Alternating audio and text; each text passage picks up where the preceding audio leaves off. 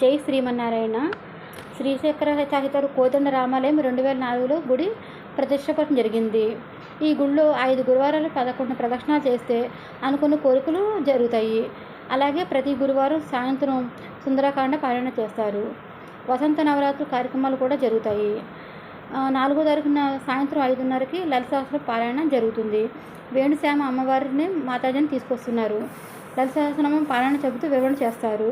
అలాగే శ్రీరామనవమి రోజున సామూహిక కళ్యాణాలు కూడా చేస్తారు. జై శ్రీరామ్.